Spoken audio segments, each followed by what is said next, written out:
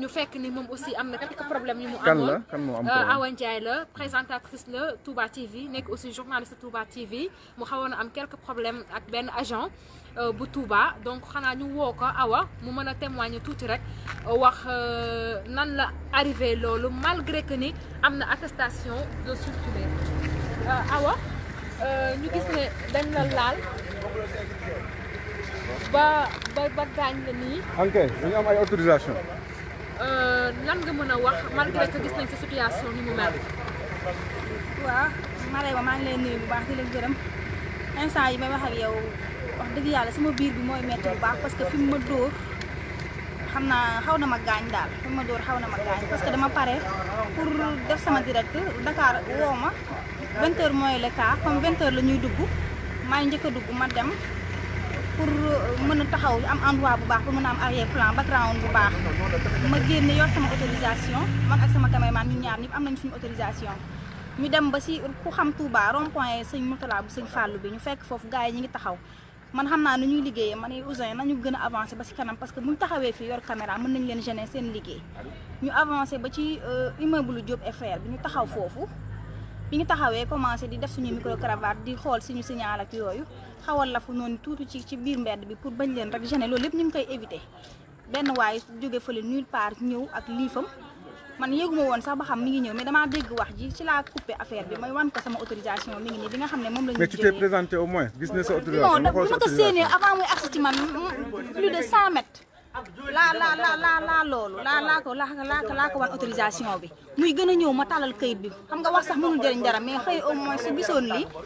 moo ma ne ko autorisation baa ngi nii heureusement image yi am nañu ko mu ngi si internet bi. mu daal ne sama yoon nekkul ci ay autorisation daggal ñu saaga daal ne jóge leen fii man tamit ma bëgg dégg ndigal jël sama sac sama caméraman tamit jël bagage yi mu ne xanaa da ngeen bëgg seen yaram tàng rek bàcc mu dal ci sama digg ginnaaw. daf la dóor daf ma dóor ñetti liif la ma may. bi ma defee loolu tamit man tamit métit bi métti na mais maa ngi koy fixé pour xàmmee ko parmi d'autres ba bu ëllëgee lu mënta am man ma xàmmee ni kii moo ma def lii xàmmee naa waa ji ku ko tegoon parmi 1000 personnes ma xàmmee ko. sama caméraman tamit xàmmee na ko mu tam mu daal ñëw dóor ko daggal ko saaga ndey waa immeuble Diop FR bi foofu ñoo gaaw ubbi seen buntu ci suuf ñu yéegoon ci balcon bi gaaw ubbi ne gaaw leen dugg fii ñu daw dugg ci biir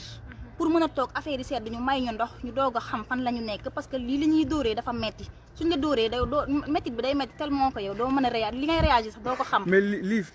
ci jigéen loolu aussi tamit ah koo xam ne yor na carte de presse am yor na autorisation yor sama maanaam luy wane ne taskatu xibaar laa yëpp yore naa ko yor sama autorisation ma préfet léegi lan la ñu bëgg tamit. est-ce que wax nga ko sa kilifa yi aussi ak sama lan ngeen kilifa nar a yi def ñoom ñëpp wax nañu leen ko ñu ngi jéem a saisir ministre de l'intérieur parce que tamit lii man exemple laa si parce que parmi mes confrères ak mes consoeurs parce que mënuñu yor autorisation war a liggéey 20 heures nga war a joxe ay xibaar yoo xam ne Touba li fi am tey jii ci wàllu sëriñ bi lu mu wax ci jumaa ji lépp ñu bëgg ko wan nit ñi ah léegi ñu di la dóor di la torturer gi sa liggéey